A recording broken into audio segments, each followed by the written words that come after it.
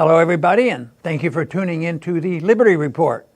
With me today is Daniel McAdams, our co-host. Daniel, good to see you. How are you this morning, Dr. Paul? I am doing very well. Good. And like to talk this morning a little bit about a hearing that was held on Tuesday in the Senate Intel Committee. Mm-hmm. They were going over a report from the Director of National Intelligence. Coates brought this out and they did the research.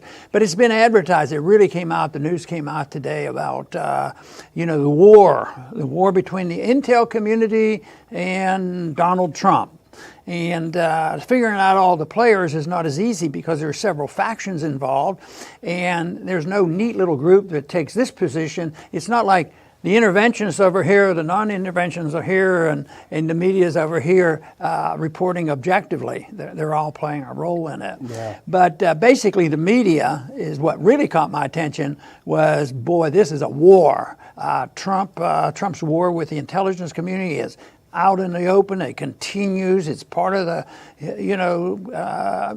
Russiagate and all these things. So they really wanted to build this up. But there was also a lot of definite positions that they're taking and the neocons are taking and they're supporting. So this report, I found it interesting because even though it's taking on Trump, they really conceded some things, like they disagree with Trump's future policy in North Korea and don't trust him, but they haven't violated the token agreement they have. They haven't been working on exploding nukes and this sort of thing. Mm-hmm. And they claim that as bad as Trump says that the Iranians are, that they haven't violated their treaty either. So there are some things in there that if you listen to only the snippets in there that shows that they're moving in our direction a little bit, they could be used. But that isn't their goal. Their goal is to, I think, one of the major goals is just to take on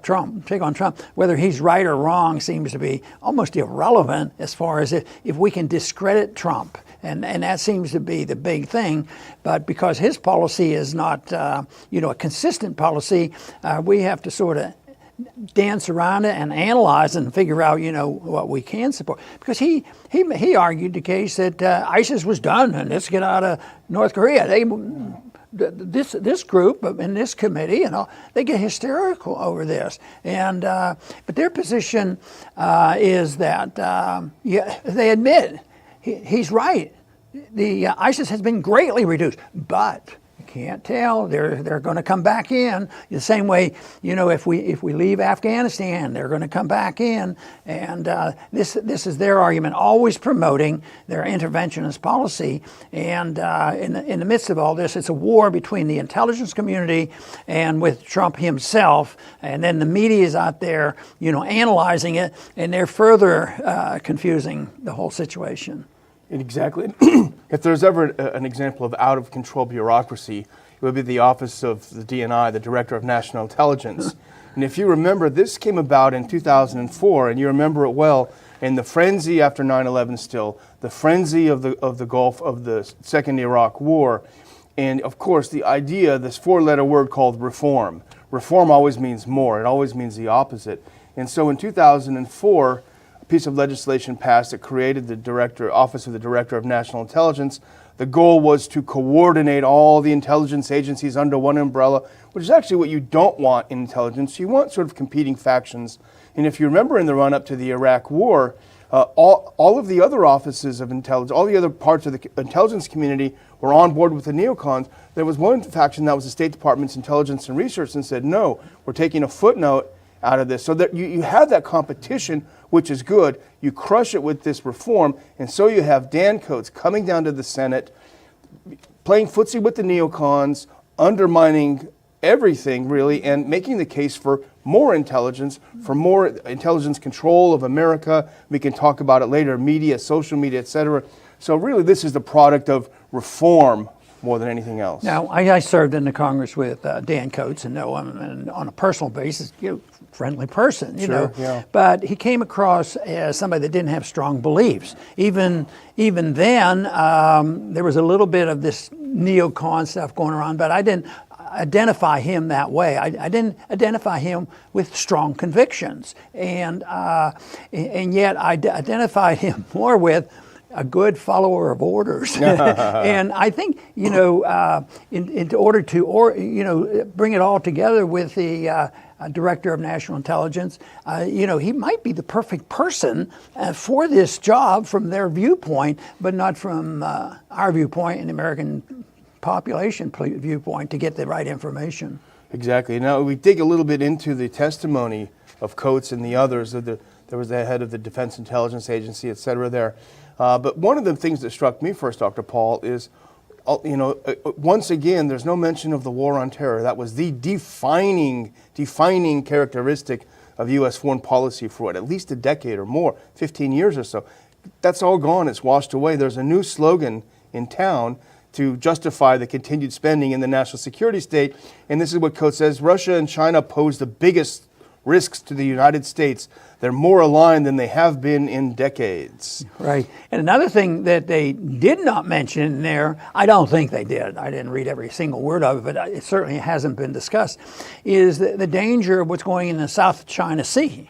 That might be one of the most dangerous spots in the world, because China's not going to be pushed around, and we're over there, getting in their neighborhood, buzzing their ships and testing, the international boundaries, and just looking for an accident to happen or a false flag to happen. But I didn't see much discussion there. It seems like something like that could have been objectively analyzed, and in context of non-intervention and context of our national security and our defense, and give a position on it. But I don't think they're engaged in this. They're engaged in this fight between how do we get rid of Trump, because that's what they seem to be concentrating on. Anybody that's not in his ranks, and even if people in his ranks, you don't know who are his friends and who aren't his friends. But this is a mess that they have, and I think this whole report demonstrates the chaotic situation that's there in trying to figure out what the foreign policy is. Exactly. Once again, pointing out the hypocrisy. U.S. sending naval vessels through the South China Sea, challenge the Chinese in their own backyard. But everyone freaks out when the Russians land a jet on an island off of Venezuela. How dare they come into our neighborhood? Yeah. So once again, but why we have to ask ourselves, maybe they're right. Maybe Russia and China are closer together than they have been. They've always had some tension between the two countries. Then you ask yourself, well, why is that? Why are they getting closer? Well, it's U.S. foreign policy pushing them into each other's arms, feeling the need to resist encroachment in the South China Sea, the U.S. coup in Ukraine, which has put hostile troops on the border with Russia. So this intelligence community is sort of a self-perpetuating threat machine.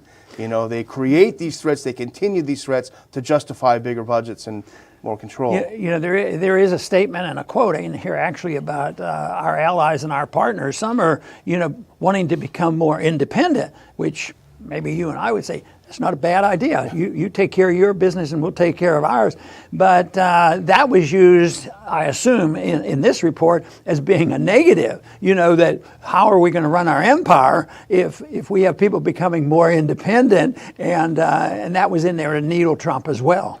Yeah, how dare he question NATO and all these other things. The other thing that was interesting is about the elections and interference. And there was of course Coates claimed, we protected you guys in 2018 elections. You're safe, we got your back. But you better watch out for 2020. There's going to be all new kinds of attacks. And I sort of made myself a note, translation, if my boss wins again, blame Putin. That's essentially what he's saying, that, they put Trump in power in 2016, basically saying he's an illegitimate president. But what evidence do we even have, even to this day, that the Russians did anything? There's still none. It's just sort of taken as conventional wisdom. Right.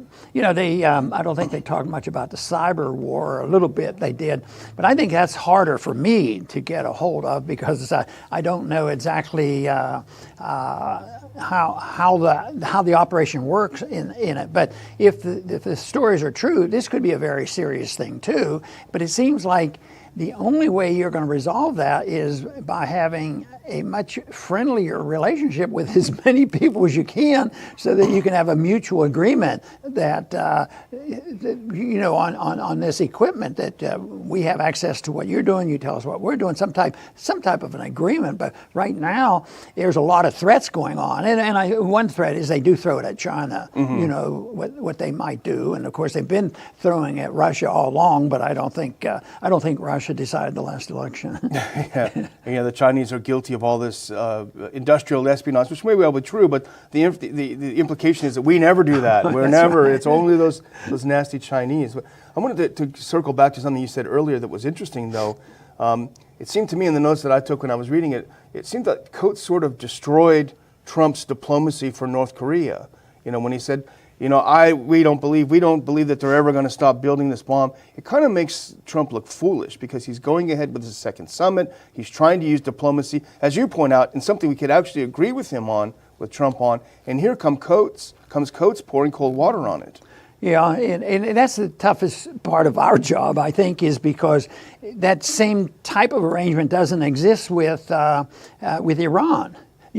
He's antagonistic there. He's not moving in the direction he wants to move in North Korea. But some of that comes from the fact that it's very, very sharp and very strong animosity. That was the beginning of the relationship, but that's part of Trump. I think he would admit that. You do this, you get their attention, then they'll back off. That's his strategy. But I think you're right. I think overall, even though we look for some positive points, I think overall this is a major attack on Trump, much more so than the report saying some things that we might agree with, because some of the things that we agree with might be that Trump wouldn't agree with us. Yeah, and what struck me as the most chilling part of this is when Coates was talking about how foreigners are using social media and media. Here's something that was from the report, from the Al Jazeera report. U.S. adversaries will use online influence operations to weaken democratic institutions, undermine alliances and partnerships, and shape policy outcomes.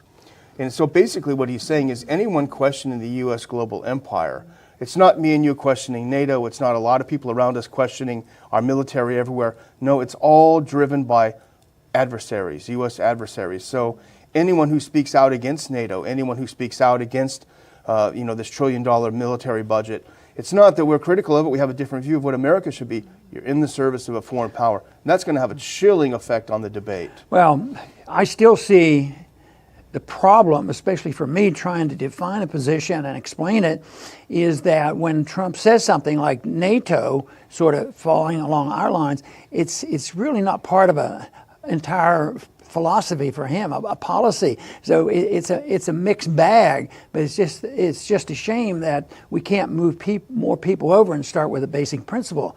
Why are we doing this? Where do we hit the moral authority to do this? Is everything done under constitutional authority? Is everything done with common sense? Are you endorsing the idea of trading with countries? No, it seems like we compound these things because we are interfering with trade. We have sanctions on there, and we're in the tariff war battles. And all this is exactly opposite of non-interventionism. It's sort of what we've talked about before. It's sort of an isolationist viewpoint, and because we want to be out of NATO, like Trump says he wants to be, that doesn't mean we're isolationists. Yeah. And yet, if you're careless, that position will morph into more isolationism. And isolation, of course, gets a bad word, and they think if you're not willing to go to war, you're an isolationist. And the chilling thing about this is if we do criticize these things, it's not that we have a different view, but it's that we're, as I said, in the pay of a foreign government. And what does that mean? If you're actually a foreign propagandist, there's going to be a war with people that are considered foreign propagandists, because there's going to be the assumption, why should you have First Amendment rights? You're not talking as an American. What you're doing is undermining America. So why should you have First Amendment rights?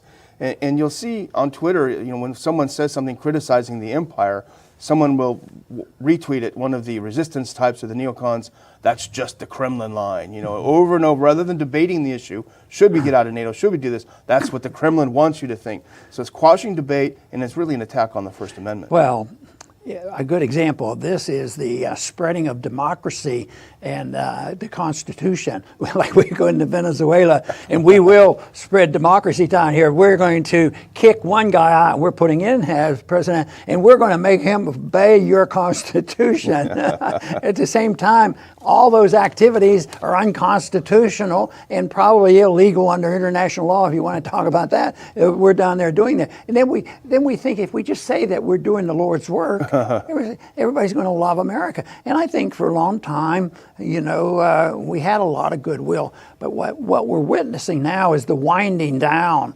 of a little bit of a gift of goodwill, because I think our policies have become much more aggressive. And you could argue that our involvement in 1 and 2, even though it did lead to our more involvement, it wasn't as direct now. It is policy. I mean, it couldn't be more direct than what's going on in Venezuela.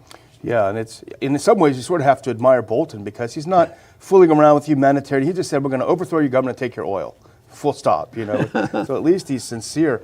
Well, I would just, because I focus on this, Dr. Paul, I would close with another quote from Dan Coates, the Director of National Intelligence. And I found this also very, very chilling. Here's what he said: Russia's social media efforts will continue to focus on aggravating social and racial tensions, undermining trust in authorities, criticizing politicians perceived to be anti-Russia. You see where he's going. Don't criticize your government. Don't criticize these people. Don't question authority. If you do, you're in the service of Russia. That is definitely, folks, not what America is all about. Very good. And I think we're certainly dealing with a mixed bag when it comes to sorting out our foreign policy, because we have the neocons, the basic principled neocons, if there is such a thing, who just believes that we should be doing much more of this. At the same time, we have the people in the media representing, really, I think, the bosses, the people who come in and give the directions to the people in government, because I don't believe these committees in Congress really run the show. I don't think the people are represented through the U.S. Congress, and that's sad, and it's terrible, and people will challenge me on that. But we really don't have representation, and it really is a challenge to people. Say, why do you do it? Why do you get involved? It doesn't work. Why do you vote? And it's a tougher question to answer, because my understanding for me personally is to get a message out and explain to people, challenge people, and see how many people we can get to endorse what we're doing. So yes, Daniel and I don't believe that in the next year we're going to change the world, and the United States government is going to follow a non-interventionist policy, take the oath of office very seriously, and work on free trade. That's not going to happen. But I think the more people we talk to, and with our involvement in politics, that there have been more and more people who are starting to think about it. But it is being challenged because we don't have the access to the young people that the media has, the ordinary media, as well as the social media, because they're not on our side. And the young people are right now, thinking seriously, it is a mess. We don't like it, and there are too many billionaires, and what we need is socialism.